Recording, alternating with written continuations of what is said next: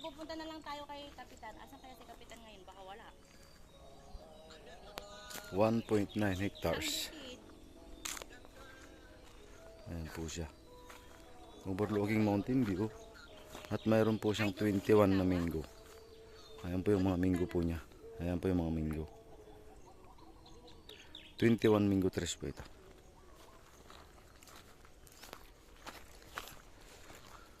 Ayan po siya. Ayan po, malalaki na po yung mangga niya. Ito po, nabubukid po ito. 2 cropping kada taon.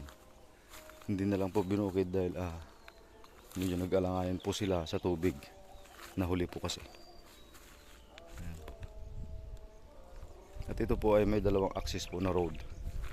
Yun po yung isang road. Tapos yung isa dito sa part po ng likod.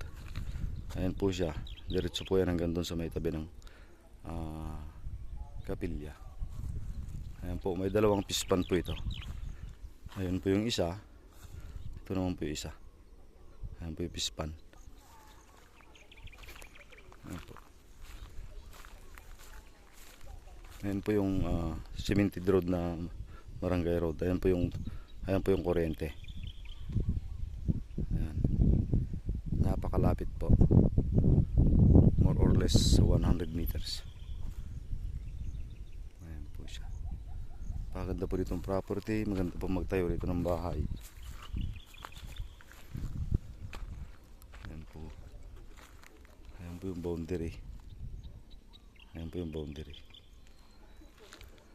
Ito yun po yung dipel nya. Yung sa may kubo po na yun. Yun po yung dipel. Excuse po. Yan po yung boundary.